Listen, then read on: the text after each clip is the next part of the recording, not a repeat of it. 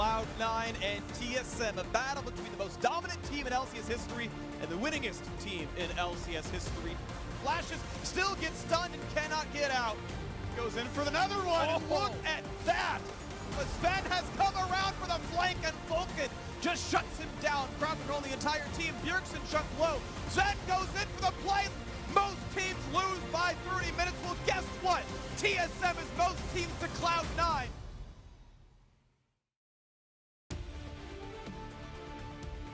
Welcome back to the LCS Countdown, where we're zeroing in on the Cloud9 versus TSM rivalry, taking a closer look specifically at Cloud9's back half of the split.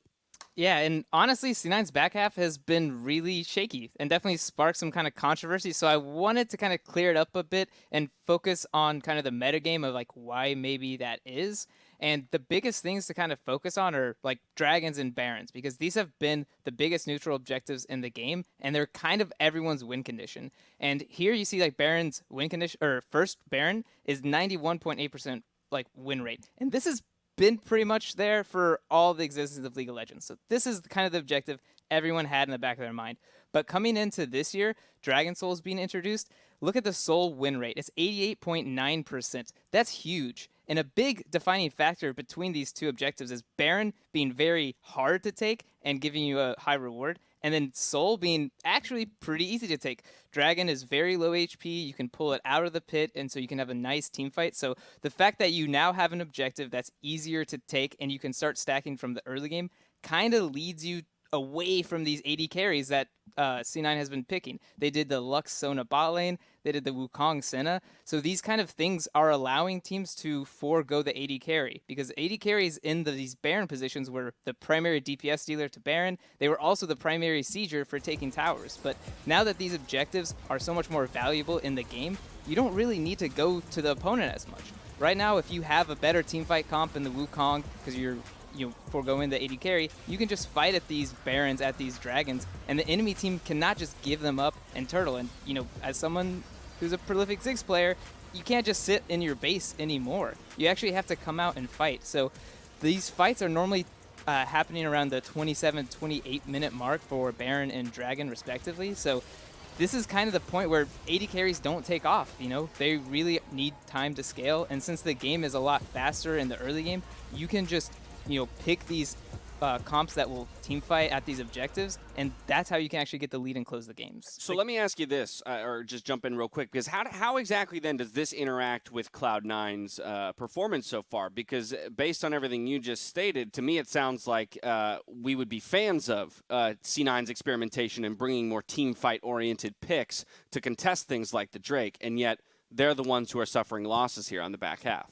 Yeah, for sure, because these comps, although they spike earlier and they have these really great team fights, they don't have the strongest early laning phase. So you are kind of relying on eventually getting to those Drake fights. You don't really have control of controlling the early game.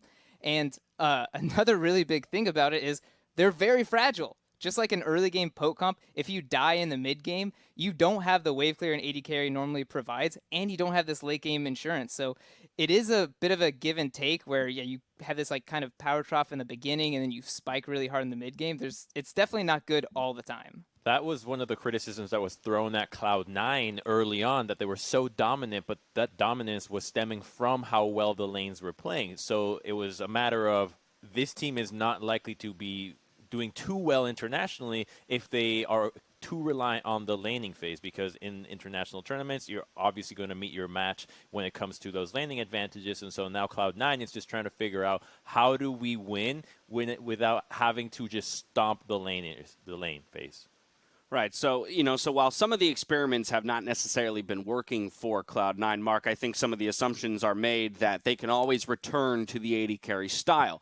So let's flip over to TSM and look at the competition that Zven and Vulcan have today. C9's experimenting. TSM is also experimenting in a sense, but with players, more recently moving Treats into the support position alongside Doublelift.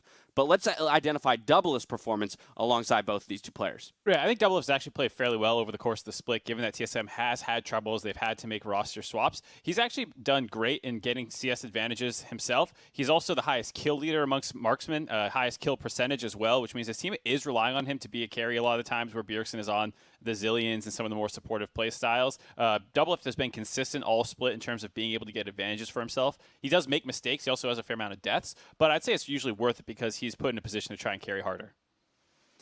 Any sense from the two of you if Treats or Biofrost? Oh, he's got good crumbs. I think the champion pool that Doublelift has is actually pretty relevant to what the meta is. Despite the wins or losses, him and Treats having a wider champion pool than Biofrost right now, I think is actually giving them a lot of flexibility in the bottom lane. There you have it. Well, up against Zven today. That game will take place in the second slot of the day where Cloud9's bot laner Zven will look to shake off the team's recent losses. So before we get into where he ranks on the LCS tier list for bot laners, let's get a refresher of his history in Zven Oversimplified. With the playoff race heating up and Cloud9 aiming for a consecutive title, we'd like to give you a reminder of how Cloud9's bot lane Wukong God earned himself his first North American championship in Zven Oversimplified.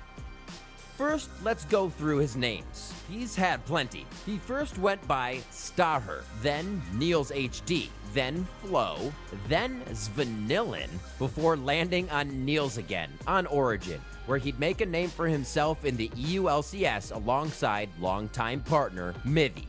After earning Rookie of the Split and subsequently attending his first Worlds, he'd land on his final name change so far and go into the 2016 season as Zven.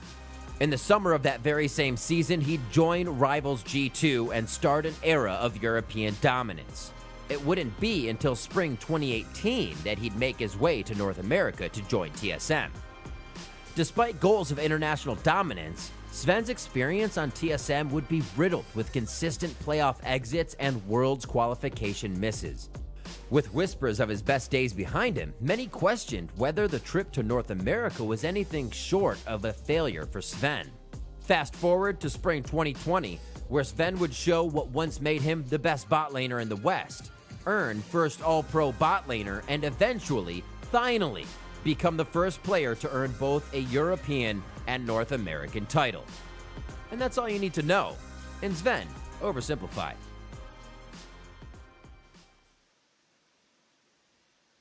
Now, last week, Crumbs took a nuanced look at the top lane role, and the analyst had plenty to say about his tier list. So, because I'm a fair and impartial arbiter of critical situations, here's Mark with a closer look at the bot lane. Alrighty, so jamming through this really quick. Last time we had attack and defense as like strong side, weak side, which made sense for top laners. Doesn't make a sense for bot laners. The most important thing for them is actually late game and their ability to team fight. You hear a lot of marksmen talk about your job is to stay alive and do damage. So of course we're going to rate late game very highly, but also early game and how well people can play around you and you can make your own plays and get your own advantages. It's not to be forgotten about despite, the focus being on late game. Players like Uzi are so great because they can get their own advantages. You can play through them through the entire early game, and then come late game, they're still monsters. So those are the two metrics that I am looking at for marksman. All right, so Zven, the only one in the S tier, and then we've got 3 apiece for A, B, and C. I'm going to push us along, though, and identify 4 players, or a few players, rather, that we want to take a look at more closely. It's going to be Zven, of course, being the top dog, FBI, Doublelift, and Johnson. Let's start with C9 Zven. Yeah, I mean, I think this is fair. I think he is the only S tier, and the reason why is because, I don't know. I mean, he's the only kind of full, complete AD carry. Like, he's actually playing some non-traditional AD carries bot lane, so I give him extra points in the early game for that. Late game, maybe I wouldn't give him a full 9, maybe give him an 8 and 8, but overall, I do think this is our best performing AD carry, so I'm fine with him having his own tier. If that was a trading card, he'd be a foil. Yeah, he's the legendary. He's the legendary? Okay. One thing to note, too, is with those non-standard marksmen that Prawley was talking about, his CSD doesn't look super impressive because he has 2 Wukong games and a Sona game. But he actually does have better laning on those kinds of situations. So he can be tricked a little bit. And he definitely had a bad game yesterday. So it's you got to remember the first 9 weeks where he was absolutely popping off. Right. Okay, yeah, we'll try not to let that poison our idea. Yeah, of no Zven recency bias here, guys. Yep. Look, he's going to smack Doublelift around today, and it'll all fall back into place. Let's talk about FBI, though, because while Zven is considered, by your standards, Mark, the best late-game AD carry, you've actually given a 9 to FBI in the early category. I'm not surprised That's that Mark put this guy as the highest early game because FBI has the best stats. At 10, he's the has the highest CSD he's never been below, and same with his time at 15 minutes. His CSD again is the highest, and he's just been performing like a monster. I think in the first week of the split or two, he was actually kind of a passive player, and I was surprised, but I've been watching him a lot more, and he's become a very, very aggressive AD carry player, and I'm, for the first time in my life, actually agreeing with Mark twice in a row, so I'm kind of surprised. Wow, that really says a lot. I mean, I think 9 might be a little bit too high because to me, you're not giving anybody a 10. I think an 8 makes a lot of sense. It's the same kind of deal as Zven. He's the best. He's the best laning marksman in the league. Why would he not get a 9? I agree. That's no why. 10s. Like what else do you want? Yeah. I want more. I want more lane dominance. I've got a standard where I'm looking at the rest of the world and how the most lane dominant players get ahead. And Mark, do you know what his CSD at 10 is? As it could be. Off the top of your head? It's like 9. And then he has an even higher one at 15. So there you go. He's 9 CSD at 10. He gets a 9 in the early game. If he hits 10 CSD at 10, we'll bump him up to a 10. How about that, Crumbs? I can accept that. All right, perfect. Moving right along, TSM's Doublelift. Let's talk about this guy because he's been one of the perennial powerhouses here in North America as an AD carry, but he finds himself in the A tier, Mark, and suffering in the late game, it seems. Yeah, okay, so I actually think that this is pretty close to the list, but once again, I'm going to have to strike some criticism at the early game. Doublelift does get ahead in some laning phases, but there's quite a few where he actually just goes even or even falls behind. I believe it was just a few weeks ago, going even against Stixxay, the bottom-ranked AD here in the early stage. To me, somebody like FBI that's nearing that same 9 to 8 would definitely get much further ahead. I have a question, actually, Mark. Okay, and maybe in your response to Crumbs, you could include it. How did the differing supports and the swapping of supports play into your rating of Doublelift? Did you give him some leniency because of that? Yeah, I think it's hard to not take some of these factors in. Like for laning phase, yeah, having swapping supports is probably going to matter a little bit, as well as just how good those supports are playing. If you're a great AD carry, but everyone knows support leads the lane, so if support is the one struggling, it's even harder to shine, I think, for a marksman player. And so I definitely give a little bit of credit towards Doublelift for that reason. I think many of us expect Doublelift's late game score to rise if they are going to contest for what would be an LCS championship. One player left to talk about, and that's Dignitas's Johnson. So Johnson was really quietly a super strong prospect in spring, and now looking like a 4 and 6. I think it might be. I agree with the overall 10 score, but I think he might be a little bit more balanced as a 5 and 5 since they're trying to put him more on utility type roles. So the late game carry factor goes down while the early game, hey, I can help out the laning phase and help people out alongside Afro and free him up to be an initiator, I think has been the better look for him in summer, which is why I think that the rating overall is accurate, but I'd like to see a little bit of a difference. What do you think about that one, Mark? I mean, I think it's fair. It's hard to place Johnson because it's team fighting for an AD carry. This is one of the things I was going to say about laning. I'm worried about who their support is. For team fighting, if your team is bad and you're a marksman, it's hard to play the game, man. And so, like, Dignitas is really struggling at team fighting. They have some okay laning phases. And so I have to imagine that Johnson actually having high DPM and being able to contribute to his team, being kind of in the middle, actually speaks to how good he is considering how bad Dignitas is as a 5-man unit. So maybe that's me reading into it a little bit more and wanting to believe that he's a better late game player than he is. But I can't imagine trying to team fight for a team with Dardoch and Phoenix and everyone just kind of going in and going crazy.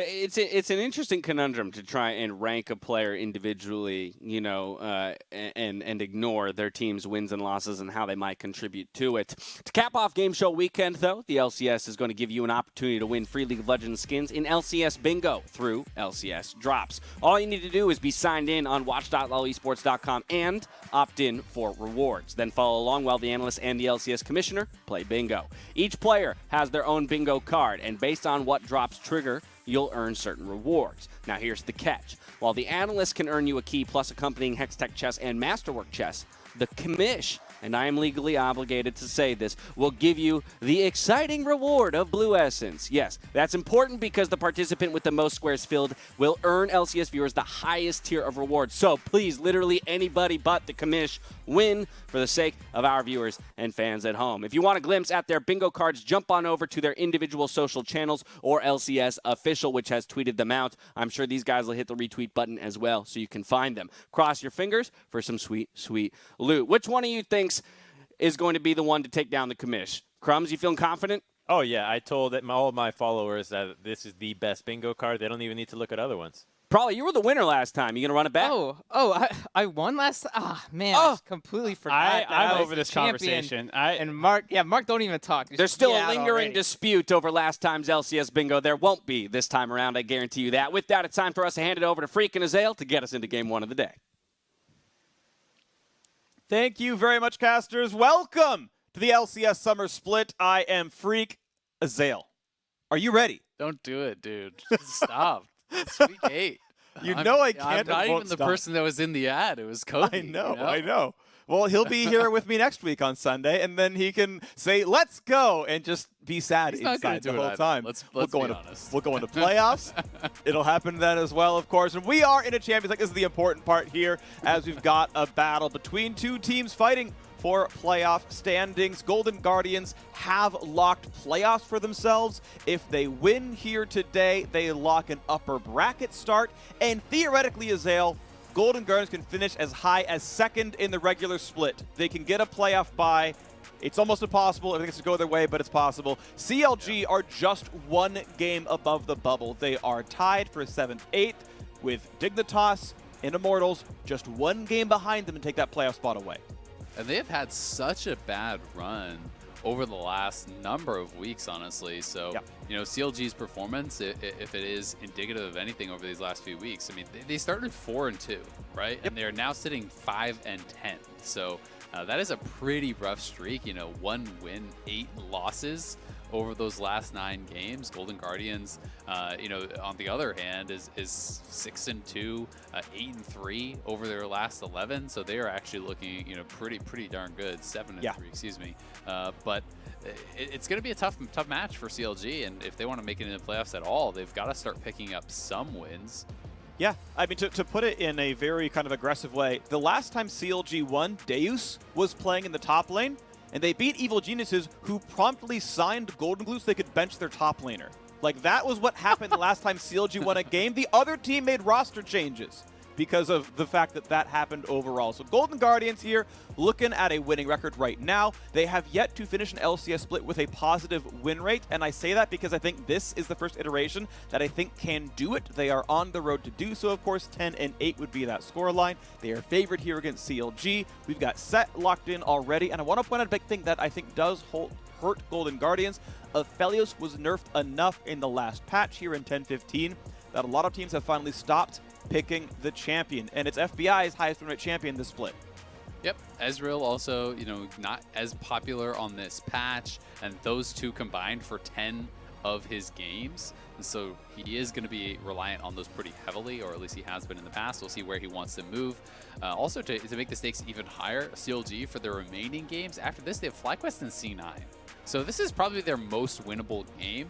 As you said, they are only 1 game up on those bottom 2 teams. So if they want to maintain control over their playoff spot, this may be their best chance to do so. But Golden Guardians obviously trying to get towards those upper bracket games, try to secure that for themselves, and has been looking very good. Maybe going back to the Aphelios regardless. It hasn't been that popular, down to about 25% presence, I believe you were saying earlier, and hasn't been super effective in those games, but obviously still can be a monster in the late game. And he certainly can be, so FBI is going to be on that yet again. 3-1 on the Aphelios. It's going to be his most winning champion, as we said, for the split. We'll see what else gets locked in here as Golden Guardians have the Sett that we have seen huhi play. We know it can go top lane. We know Closers played it here as well. And Damonte, on another champion that got nerfed this patch, Twisted Fate, was also a top 2 mid laner in pro play over the previous patch. Got nerfed. A lot of teams abandoned it. Damonte, though, says, nope, this is still the style I want to play. It's going to work for me. the cooldown got increased on the W, so your pick a card does have, I believe it's 2-second longer cooldown. It's fairly relevant, you know, at max rank, it's going to be the same, but you know, you're not maxing that skill first, so it's not going to be until level 13 that you actually do have that equal to where it was in the past. But if you don't think that you're going to be bullied around in the early game, if you feel that you can still maintain the pressure, I do think that having that global style, semi-global style, is something that Golden Guardians has been very effective with in the past. It has been a champion that has been really, really good for Damonte. They won a lot of games early on playing this split push style where they're looking for backdoors and making trades of objectives and towers. And I think it's something that they're going to be pretty comfortable with. It's also interesting to note that this is the reverse of the matchup that they were playing with the marksman role against Cloud9. You know, it was Zven actually playing the Aphelios, and it was Golden Guardians who took the Kalista and were able to really push the pace and actually snowball that game to a victory against Cloud9. So we'll see if FBI can have a bit of better time in that matchup and try to hold down Stixxay and Smoothie, who haven't been strong laners, to be fair. They haven't been, but of course the matchup looks favored for them. You're seeing a Tom Kench ban. They're not convinced Sett support is for sure going to happen. Obviously, even if he does Hex Flash in, you can usually reactively Black Shield the Face Breaker, and you're going to look pretty okay. So I like the CLG duo. Statistically, Golden Guardians win that lane. Matchup-wise, looks CLG favored. And you're going to see Morgana could be the mid laner in the TF. It does have a lot of lane pressure. Theoretically, you can just kind of push in. Obviously, you can self-Black Shield, or in a team fight, just Black Shield whoever gets gold carded, and try to keep Damonte under turret. With the W nerfed, it's a laning phase nerf. It would make that matchup better. They're going to move over to Ryze, though, as the pick. Another champion fairly recently buffed, and unless that Ryze goes top lane for Ruin, another champion I think can have a decent amount of lane pressure and feel good against Damonte's TF. It's also someone that can match side lane against the TF later on, and that can be critical. If they're thinking Golden Guardians is going to really heavily depend on playing side lanes, then having a champion that can scale well into the late game, that can match side lanes, you know, be pretty effective in matching roams as well with the Realm Warp. Obviously not as good as the Destiny, but still can be fairly powerful. It should be that Morgana down in the bot lane. Bard, drafting Bard here feels a little bit risky. It does feel like you're seeding so much pressure in that 2v2. Huhi has been a great lane player, but this does feel like it's more about the roaming. You know, Aphelios I don't think was ever really going to go down with that Sett, because usually you only see Sett support, you know, paired alongside sometimes a fasting Senna, but also the Kalista. So they are going to go with the range support here themselves, but I do think Bard, who also took some nerfs, should be pretty heavily disadvantaged against the Morgana, and Kalista is for sure going to have more lane strength than this Aphelios, so we'll see how much CLG can get done, because I do think they are very heavily favored in this 2v2, and it's going to be up to Golden Guardians not only to survive, but for huhi to try to get out of lane and try to force that Morgana to match his roams so that FBI can kind of just be farming it out against Stixxay. And CLG say, okay, more frontline for us. We're going to rely on Pobelter and Stixxay to be the damage when it comes to mid and late game. They knew Kennen was up on the top side. They knew what the matchup was. Ruin says, pick me, Maokai. I'm ready to play tanks out of this one. Of course, Ornn was nerfed this patch as well, so maybe he says, this is now my go-to tank. Either way, this is going to be the matchups right here. No more swaps. These are the things you're going to see. CLG looking favored in the duo. Pobelter going to be an incredibly strong late game damage mage on the rise. Very curious to see how his matchups are going to go against Damonte. If Cleanse doesn't show up for the TF, of course, Ryze has pretty good gank setup. Might see Wiggily show up down there as well on the Volibear. And a very big front line, right? You've got heavy tanks on the one side, whereas, you know, not quite so much. Sett is pretty good over there in the jungle, but it's not going to be Maokai Volibear, and so Golden Guardians less of a front line, and yet Aphelios still needs a team fight. Yep, I do think that Maokai was honestly a great pick here. It's my favorite tank into Kennen. I do think that you can withstand that matchup very well, and especially because you have another AP mid laner. Yes, Sett is damage, you know, physical damage, but he's going to be building tank. It's a TF and a Kennen, so you can very comfortably build towards, you know, early Spirit Visage, or at the very least, you know, a Cowl into a Sunfire. You can hold up well in the side lane. Maokai has decent wave clear, especially if you do go for that Sunfire route, and the kind of snap go button is pretty powerful of just flash twisted advance. These are very many squishy members over on the Golden Guardians side, so I think that they're going to have a good time, you know, in those team fights. It can also even be pretty difficult for Kennen to actually find those engages, because even if Kennen finds a flank or a good angle to get towards that backline, Maokai can just say no, lock you down with that twisted advance into an ultimate, you know, into that that Q just knock you back even more. So there's a lot of reasons why I really like this Maokai pick, and I tend to favor CLG pretty heavily if it comes down to team fighting, unless there is some amazing Kennen ultimate. But Golden Guardians is going to want to be playing side lanes, so spreading the map out, utilizing Bard and TF to try to find these plays in side lanes and engages where CLG isn't quite ready for it.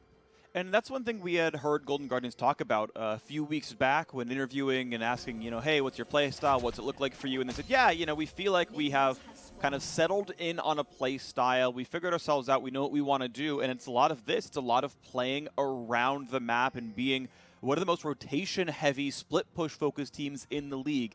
And so often, I feel like we see a middle-of-the-pack or lower-tier team, and we're like, all right, look, just draft for team fight, grab a Maokai, grab a Nautilus, grab an Aphelios, just go hit them 5v5, because we don't trust you to do anything else. Golden Guardians have honestly had, I would say, their best split ever so far as a team. I think they're getting better year over year, and it's honestly the antithesis of playing team fight style. Now, FBI has amazing stats, and he can be that reliable backline, but time and again, they're going for these kinds of champions. They're playing more their own style. They're doing their own level of innovation, and it's cool to see because it is working for them. It really is, and it's also interesting. When you're talking about them having their best split ever, I agree, and it even feels like it supports that even more, like that this is their highest level ever when you consider how good they've been over the last number of weeks, because they started out 1-4. This was not a team that came hot out of the gates, and they are now sitting at 8-7. They have been very good over the last 5 weeks, 4 weeks or so. So they can be very happy about that. It's also interesting to note that not only did huhi start the W for that heal shrine, every time we've been seeing that, people have actually been going to the soul lanes and dropping them there. In this case, they're kind of just having a bit of a nod towards their weak laning phase in this 2v2. He actually started the W, but dropped all of those health shrines down in the bottom lane in case they are getting pushed in case they are getting poked out. They're going to have that. They're going to have cleanse as well as Doran Shield on FBI. So very defensive setup. The exhaust even on the Bard, which is pretty atypical. So I do think that this is some pretty smart adjustments, given that they are expected to have trouble in this 2v2. Now, speaking of trouble in lane, early lead to Pobelter as the wave was pushed in, but Pob will get more farm overall and actually does some decent damage towards Damonte as well, chugging through his potions. Closer waiting around in mid in case there is a gank. Volibear could easily path through mid. They're going to find some damage, but certainly nothing like a gold card for a stun. Pob will be easily under turret and have no problems here. Will maintain a small farm lead. Meanwhile, Hauntzer, pushing in on the top side, went for a Cole start, which in the 1v1, obviously there is no risk at all. You're never going to die to a Maokai unless you really, really misplay. But without the extra base health, something like a Doran's Blade or even a Doran's Ring, which we typically see, maybe you get bursted down by Volibear plus Maokai together. So far, though, so good for Hauntzer. Just pushing the wave, has a small farm lead. And I actually really like that Closer just ran through mid lane there. He made the read that Wiggily was playing to that top side, and since they had the push with Hauntzer up on that top side, that would always be a scuttle that he would be able to get if they tried to challenge. He helps Damonte be able to push out mid lane. You have the pushing top, so you go up top, you take that scuttle, and then he can retreat down towards this bottom scuttle, which would be opposite side of the map from where Wiggily is. And by doing this, he's guaranteed himself both scuttles on this first rotation, and that is going to be feeling very, very good. Wiggily can try to look for some sort of a gank here, but Damonte is playing it pretty far back. He's playing down towards the side of the map that his jungler is on, so it doesn't look like there's going to be any opportunity to get something back here for Wiggily. End of the day, nothing really done, but a 5 CS lead for Pobelter as the first recalls come through in the mid lane. Want to check it on bot here as well, where there's a farm lead for FBI and huhi, who are taking, the weaker early laner in Aphelios. They, I guess, got counter pick on support technically, but I still feel like I favor Morgana slightly, just because you can always Black Shield the stun, and you've got decent damage profile yourself. Regardless, though, as the wave is going to push back around, you still got that farm lead on the Aphelios, and the first recall time is coming in the next minute. He should have no problems getting BF Sword and getting to choose when the recall comes in. The only way that would stop is if they said, we would rather play for Drake instead. We'll sack the recall instead, do Drake damage. But so far, that's not the case. They're putting their deep wards down, pop the Scryer's Bloom. They will once again, this is the second Bloom we have now seen spot Wiggily clearing his jungle. So there's really no chance for this Volibear to be surprising. The fact that Wiggily kind of has been on the back foot in this, the double scuttle went to Closer in them, that the Golden Guardians actually have the pushing bot lane. They've even taken a turret plate this early on, which I do find fairly surprising, given that Morgana plus this Kalista are pretty strong there. You could see Pobelter was looking for the empowered root, but not quite able to get it. You do have to land the E before you W to actually have that be a root now. It is otherwise just as slow. That obviously has been the case for quite some time. So Damonte has that window to land his gold card before Pobelter could actually get that root set up for Wiggily. Cool to see the animations are fast enough that TF can, as long as you're both paying attention, because there's no way to like cast faster on Ryze. It doesn't scale up off anything. So if you're always able to go if gold card is locked, that means Damonte can always be safe unless Pope flashes in or something, you know, more Or intricate. unless you press the button really hard. Yeah, you just press it really hard, and you know maybe it works that way. Faster seems, it goes. seems I'm a little pretty unlikely. Sure. Yeah. I will say, as a very minor thing, the first recall timing was skipped here. As you can see, the cannon wave at 6 minutes. That means they didn't go for the instant BF sword recall to get back on the map. I'm sure there's a reason why. I haven't been watching the lane entirely in and of itself, but felt like with the lane control they had, if they want to take that recall, they could have. Regardless, though, they're just trading farm back and forth. I think they could have as well. This is just a guess, but in my mind, if I'm playing Aphelios and the Kalista and I'm playing against Kalista, and we're both just AFK farming and no one has items, I'm actually really happy as the Aphelios. So maybe he felt like by staying in lane, he would deny the base timing of his opponent and just keep them both on these small items. You know, obviously Kalista is going to be stronger on Blade of Ruin King and on these kind of like earlier items. So maybe he just felt like, hey, we just keep them locked in lane here. We just continue this passive no item farm it out style. And try to delay a little bit longer. Yep. Well, end of the day, they just go 3 more waves and then do the 7-minute recall instead. This should allow, unless he is Inspiration secondary, it should allow boots and things like this. It'll be a bigger power spike, so I'm curious what else he wants to pick up here. Certainly actually stays in lane. I thought he was going to magical journey back with huhi. huhi himself just gets Mobies. He's like, all right, time to roam. Enjoy FBI. Later, you're off in Australia over on the southern side of the map. You're upside down. I'm going to go do something else. And he walks towards mid, goes for his ward control. They're not going to kill that one. They don't see it. But they will start going for bottom river. And now FBI will push out the cannon wave that he receives and then recall. Yeah, interesting stuff. So a very late first recall there for FBI, but does get pickaxe plus BF. So very powerful early buy here for the Aphelios, and going to have a lot of raw AD. We can also see Hauntzer, we didn't really talk about this, but because he's going Spellbook, you can pretty much assume that he is going to be going for the Protobelt Rush. Generally, the 2 builds that you see these days, it's all AP, so it's just whether you're going to go Conqueror and Gunblade, or you're going to go for that Spellbook and just straight up Protobelt. That signifies that you're playing less for lane and more just to teamfight. And I think that makes sense against the Maokai, because even with the Gunblade Conqueror, you shouldn't be able to dominate that Maokai. But as we talked about in the draft, this is a very easy MR rush for Ruin. He either has the option to go straight towards the Spirit Visage if he feels like he's going to be in the side lane for a long time, or he can just sit on Cowl and then work towards something like a Sunfire, which is going to help with his wave clear, and also make him more durable against FBI, who obviously will be a big threat for consistent damage come teamfight time. Smoothie had the option of a max range bind there. Didn't go for it. Said, you know, FBI probably going to juke it or journey or whatever, so let's not bother with this one. As it is, there is obviously a very big item lead down on the bottom lane. I would say in an actual scrap, I take BF Sword Pickaxe over the Cutlass by a lot. If you're sustaining back up in lane, you probably found with lifesteal. You can see FBI not really choosing to prioritize harassing his opposing opponent in lane. But hey, we've got 1,000 gold lead here for Golden Guardian. A lot of that being the Twisted Fate passive. First Drake came through, no problem at all, off of a little bit of bot and mid pressure. Farm still very close over on that side of the map as well. 12 CS lead for Hauntzer at the top side. CLG is doing their best to keep farm up. And to be fair, Wiggily is pretty much equal to closer. Temporarily down a level, but not for long. Yeah, it is interesting. You know, I do think that this bottom lane, in general, when you see Kalista, you want to see pressure on this bottom side. You want to see them, you know, winning the 2v2 so you can stack dragons. But maybe CLG has the read that, hey, our team fighting is so much stronger, we don't necessarily need to push the pace. We can afford to play a little bit more cautiously. We can afford to give up something so that we can just hit our first items and have our tanks, you know, kind of take over in the team fight. So, you know, if that's the case, we'll see if it does work out for them.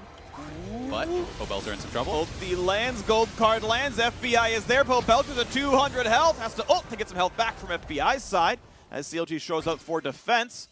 Pobelter chunked out. Does not have to burn flash, though. Able to simply walk away. Ulti's burn, no kill. Yep, and he is going to have his teleport here very shortly, so it doesn't amount to much. They actually got the cleanse off FBI there, who did get bound under that turret, so had to pop that to get out. Nice attempt, though, and that's something that you want to see from huhi, moving around on this bard. Anytime that ultimate is up, on champions that don't have a dash, as long as you're not doing it from super far away, you can pretty consistently land it on them and force cooldowns, force summoners, and that's what he's looking for. So want to continue to see more of that.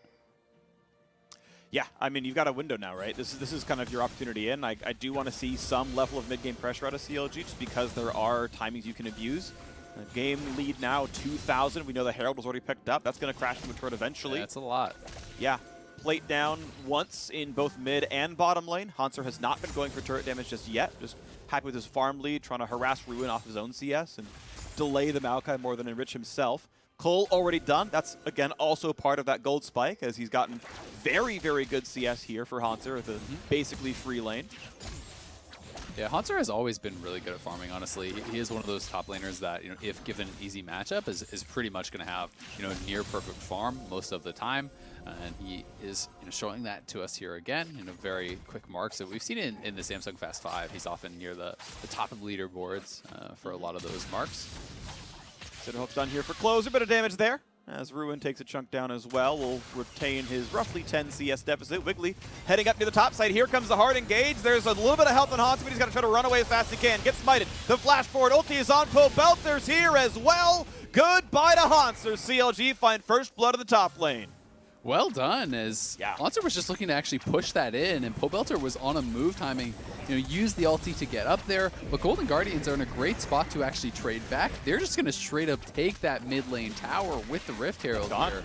So Ryze now is going to lose some of that bastion of safety here where he has been farming, and as a result, the gold lead will stay where it was, about 2,000 gold ahead here for Golden Guardians, but CLG with a nice move of their own, and the gold did go in the pockets of Pobelter, which is exactly where they will want it. And I do have some concerns for Golden Guardians and their comp going forward, but we can watch this one more time. The Ignite was just going to actually drop the Spellbook charge there. Ruin a little bit of a mistake, actually ulting a bit too early, so it did overlap with his Twisted Advance, but Pobelter there in time, ults up, Wiggily flash for the stun, and they're able to lock down Hauntzer and take him out.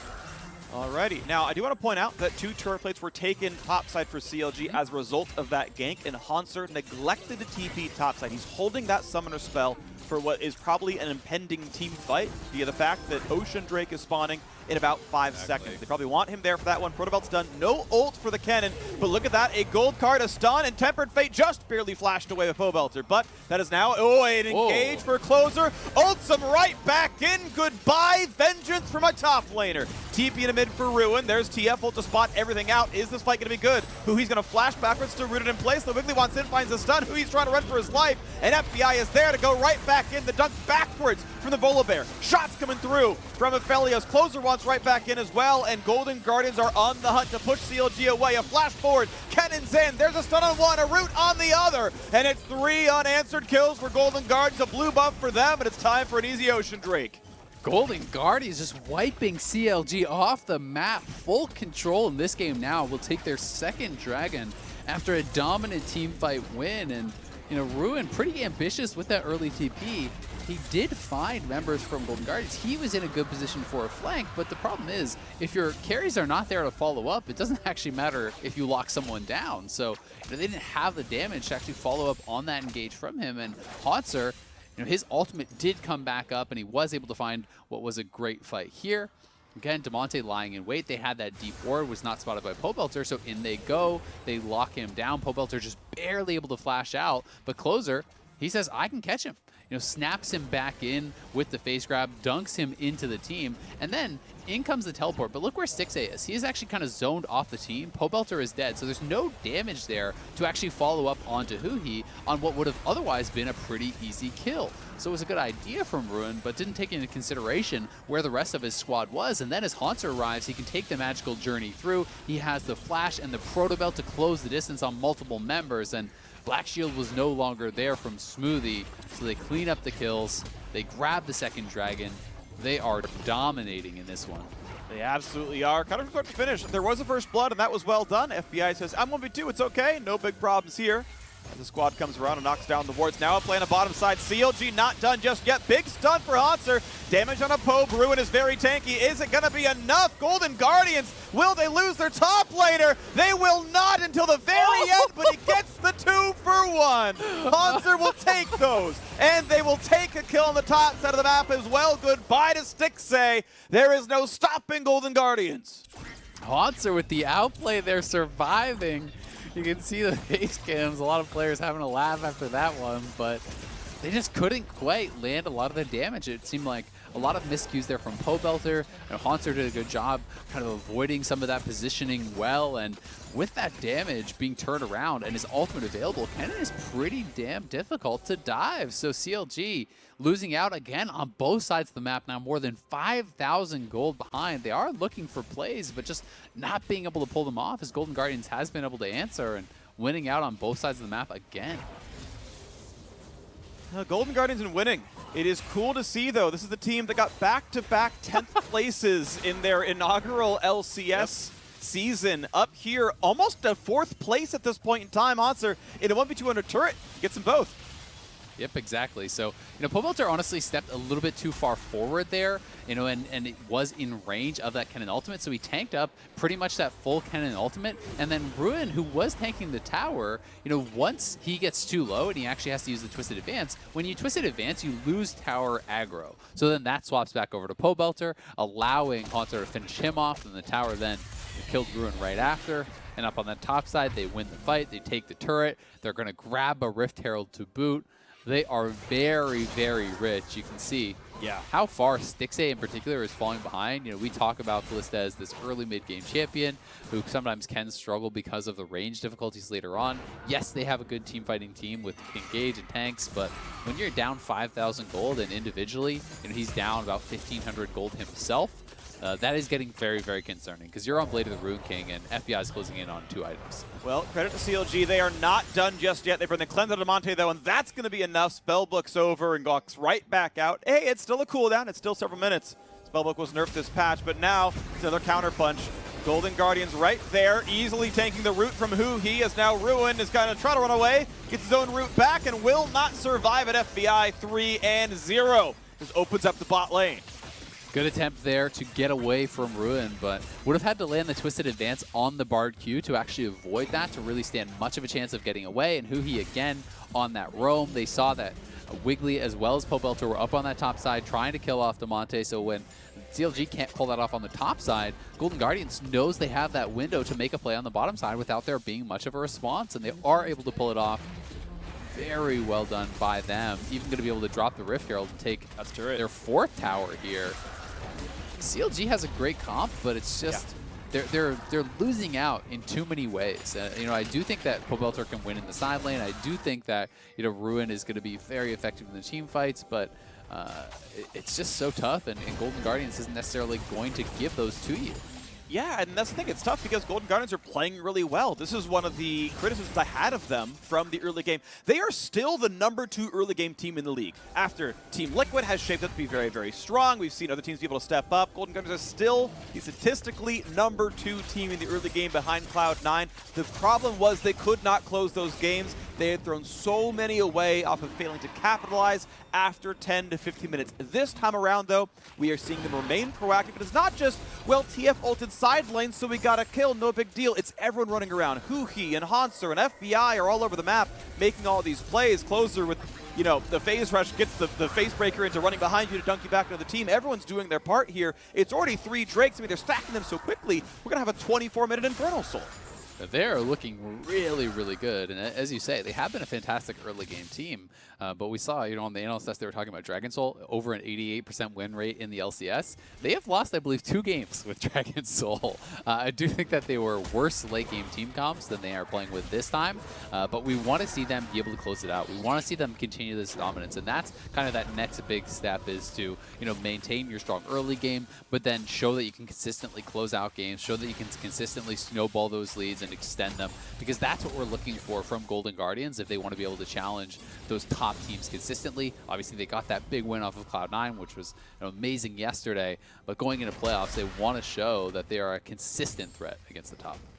Yeah, and it feels increasingly like they are, right? Let's not forget Golden Guardians took down Cloud9 yesterday, and I know C9 are slumping a bit, but, well, they're slumping because they're losing to teams who are getting better, such as Golden Guardians. I'm a fan of how the split is going for them. I want to see them get to, 10-7, something like that. That'd be exciting. We'll see if they can make that keep going. They're looking at win number 9 right now, tying their record for most wins in the LCS in any given split. They've done 9-9 before. They can certainly go above that here. 7,000 gold lead. We know Infernal Dragon spawns in 3.5. Baron is already up on the map. Not sure if they can rush that one down, but a 2 out of Aphelios does decent damage. And again, CLG still remaining active, still trying to be a threat. They look at Damonte. Pobelter with a nice juke. I think he was partially predicting that one. I don't believe who was on a ward. He's like, there might be a sidestep. It's like, wow, that's just freaking impressive. Regardless, though, still around the jungle, taking away jungle camps. Not a lot CLG gets to do. Yep, CLG, to their credit, as you say, are consistently trying to make plays. It's just that Golden Guardians have been equal to them. Again, they are trying to pick off Damonte in the side lane. They have Wiggily and Pobelter up there. It's a good set of members to actually, take out Damonte if they're able to get up to him. But huhi was hovering, covering his mid laner so he can push out, and gets the flash out of Pobelter with that ultimate. So despite a nice sidestep from Pobelter, it is still him going down a summoner on the play and being once again pushed back. It's also interesting to note that Stixxay is going Rageblade here on Kalista. I tend to not be as big of a fan of the Rageblade unless you were fighting against a lot of tanks. There is the Sett, and maybe his read is that I'm only going to be able to access the Sett anyway, and in that case, I do think it can be quite effective. But generally speaking, against a lot of the squishier members, the fights don't go long enough for Kalista to really stack up the Rageblade and get a tremendous amount of value out of it. Yeah, the way I kind of think of it right now, because I would say, like, Phantom Dancer might be a decent choice here, right? As, like, your outright second item as a Zeal upgrade. It's like, well, I'm fighting literally one melee champion, and anytime Hauntzer walks in, he's just going to zone you afterwards. So it's like, well, okay, I'm not getting a lot of Hurricane value in a team fight because I'm actually only hitting closer. So, okay, I'll go for the single target damage output item instead. I agree fight's not going to be that long. Right? If Golden Guardians get their way, you're just getting destroyed by a Kennen and the fight's over in 4 seconds. And you want to be as upfront as possible, but I still think there is logic to going for Rageblade. It is a strong item, and you don't have to always get optimal value out of the item for the item to be correct. Yep, and we'll see if he can actually find the fights, the types of fights he wants, where he's kiting back closer and being able to get value out of that Rageblade, being able to have that be very effective for him. But Golden Guardians still pushing all 3 lanes. They are pressuring here. Pobelter and Wiggily looking for the engage. TF ults in, brings Wiggily. Here comes the fight. FBI goes back around, but there is Volibear on top. Flashes, barely gets himself alive, and now Smoothie's low on health. Can't quite go down. There we go. Kennen into the back line's going to find a whole bunch of stuns, but not quite the kill, so it's time for the re-engage. There is 1 kill on the board for the Kalista, and Stixxay is stacked up, but he has no one else to attack as his front line is gone. End of the day, 2 for 1. Fight lead again goes to Golden Guardians. Golden Guardians were pushing all 3 lanes, still able to react and actually win out on that fight, and that is your gold lead in action there. Stixxay now maybe hung around a little bit too long. We'll be able to get out. I actually think that was a pretty solid engage, a pretty solid attempt from CLG. They realm warped in the Volibear. He anticipated that FBI was going to go through the portal, chased around to the other side. They have extra members here, so they're forcing the hand here, trying to engage on that 3-man squad. Wiggily is there waiting as FBI comes through, but he has the red gun ulti to heal up, and then because he is so strong, because he is so far ahead, as the rest of the members do arrive, he shreds through Wiggily. Kennen gets a great ultimate. The collapse comes in from TF. Everyone from FBI was really quick to respond, or rather, not from FBI, from Golden Guardians, was very quick to respond to that engage on FBI. So again, CLG trying things, but Golden Guardians really has been on it this game. They have been so quick to react, and have got to give them a lot of credit. I'm happy that CLG is not just kind of sitting back and accepting their loss, though. They are fighting for it. They are consistently looking for engages. They just aren't working because Golden Guardians is just playing better and has a huge lead. All right, could be a slide fight. This could be the play. Dunks backwards. Not going to land the ultimate just yet. Comes back for the re-engage. Here comes the damage up, but Wiggily wants right back in, but still the Drake is too healthy. They're going for the fight instead, and it's a shutdown here for the Kalista. Is it going to be enough? Kennen into the back line. Hauntzer just kills everybody. FBI is low, but he can kite away and hit Ruin. Now Wiggly's next up on the block. He will get a kill, but it's not going to be enough. The triple comes through. The Quadra for Hauntzer, plus the Infernal Soul. Golden Guardians got to crush CLG in this one. Hauntzer just wiped him off the map. It looked like it was going to be a great fight for CLG. The beginning moments of it were looking pretty darn solid. Maokai had an ultimate that rooted up multiple members from pretty far away, so the long route, it felt like they had created some space for their carries, but Hauntzer, they lost track of him. He gets in on 3 or 4 members and just shredded through them in this Bud Light Ace. We can watch this one more time. Closer just trying to get CLG off of the Dragon, dunking Wiggily away, but Damonte ults in, and this is where I'm thinking, hey, things could actually look all right here. They're on top of Damonte. He gets stacked up on, taken out, while the rest of them are getting rooted up, but then they all funnel forward here. Hauntzer finds his moment, gets an incredible ultimate across 4 members there. The smite is landed by Closer in the background, so the Infernal Soul picked up on the back end as Hauntzer gets a quadra kill, and that may be the straw that broke the camel's back here. CLG are so far behind. 10,000 gold lead nearly, plus the Infernal Soul at 25 minutes. That feels like it could be the insurmountable lead that they needed. Yeah, honestly, this is an absurdly good lead right now. Leandry's now done as well. Deathcap's on the way for Hauntzer. Just so fed. Yeah, he's gigantic. He's absolutely massive. He's got the CS lead. He's stacked the kill in the early game. He 1v2'd under his own turret and got 2 kills for it. Like, the man has done it all. Kill leader in this game. Absolutely in love with how he's played this one out so far. Now Golden Guardians, here we go. Walk up to the Baron. Start damaging it. FBI is going to tank it for a bit, which does mean he deals half damage to Baron. But someone else got to show up at some point. Closer. X-Flash. X-Flash over. There we go. And that's going to be an easy one picked up. You can see CLG on the minimap, nowhere nearby. They see people in mid lane. Damonte can ult if he needs to keep tracking, but vision control is already good enough. They're just going to grab this one. I like that they're only sending 2 or 3 just to, you know, allay suspicions. You know, no, don't worry. You can see Damonte, he's waved clear. You can see Kennen, he's waved clear. We're not. Oh, Baron's gone. And that was actually the TP from Pobelter down that bottom lane, you know, just to get that tower. 3 members from CLG were down there, but they lose the top lane tower. They lose the Baron as well. And I've got to give a lot of credit to Damonte. There's been so many attempts from CLG to actually pick off this TF in the side lane. He has not been overextending. He has been exerting enough pressure to demand that members from CLG come to him. But he only has 1 death this entire game, and it was in a team fight. He has not been picked off in a side lane a single time, despite Wiggily and Pobelter hunting for him for what feels like the last 15 minutes. Yeah. And CLG have been trying. Like, I still want to end kind of on a positive note with CLG that, look, they certainly are outclassed here by Golden Guardians. Golden Guardians, I feel like, are maybe number 4 or 5 teams in the LCS right now. They're solid. I expect them to go reasonably far in playoffs here. We know they're already locked in. If they close this out, they're locked to an upper bracket start. CLG, as we can see here, are still trying. They're looking for the engage. They want to kill Closer. They nearly take him down. Another auto would do it, but he's a stopwatch. The ulti's going to land from 1, and Closer, though he's low, they can't quite get the damage. He barely walks through with his life. That's after putting a stopwatch to live. CLG almost have the damage. They come close several times, but they just continually seem outmatched. And that is, again, gold lead in action. If you're not 10,000 gold behind, that's a pretty easy kill. But, you know, you have to have those absolutely perfect engages where everyone is there to have a chance to burst people down because they are so far behind. And it's got to be heartbreaking for CLG to almost get that kill, because that could have delayed or prevented a lot of the rest of the Baron push. It could have given them a small window of respite in this game, but not going to be able to find it just yet. You can see Stixxay is on 3 items, so that is something, you know, going well for CLG. He has the Hurricane plus the Rage Blade now.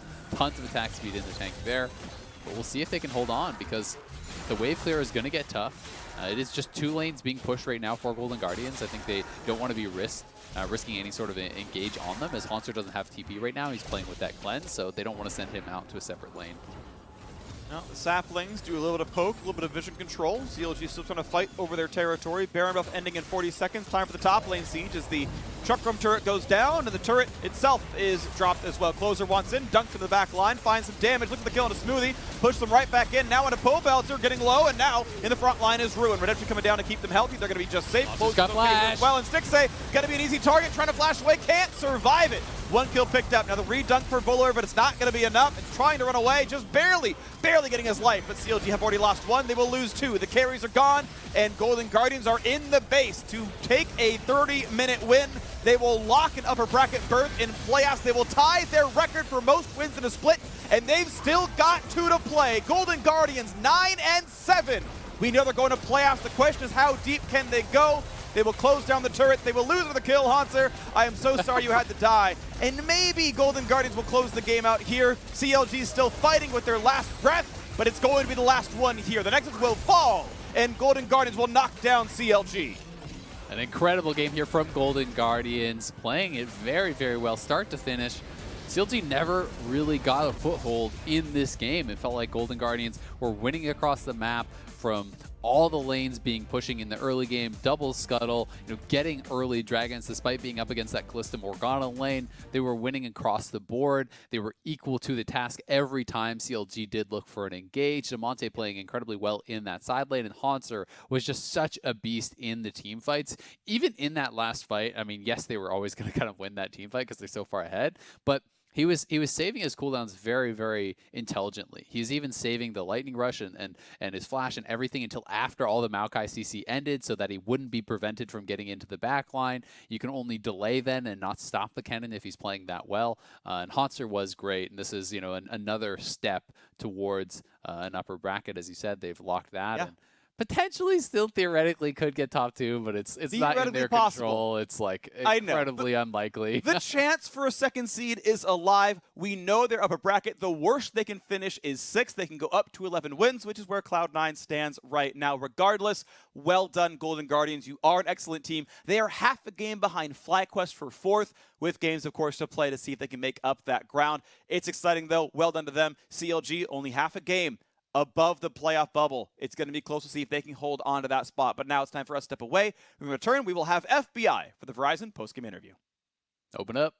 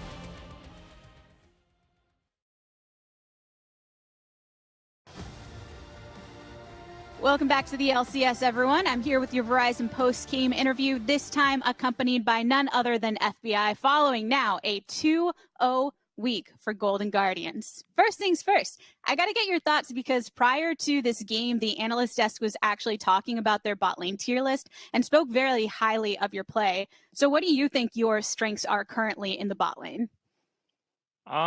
Personally, I would say that my biggest strength right now would probably be in the laning phase. I think me and Huhi are really dominant in the laning. Like, we really understand how to gain leads and also how to play like the weaker side of the matchups pretty well and stay pretty even. I think my team fighting still like leaves a lot to be desired, honestly. I can definitely be playing a lot better in team fights, but yeah, I'll say my biggest strength is probably laning. They did have you pretty highly rated in the laning phase, so it sounds like you're on the same page there. And it clearly contributed to a lot of control over objectives here, which we'll get to in a moment. But I also wanted to talk about the fact that overall in this game, we had step-ups from multiple players. When we're looking at earlier on in the season, when it was so focused around the mid lane and the jungle, what have you and the team been doing to really diversify these win conditions, allow top and bot to really be powerful lanes as well?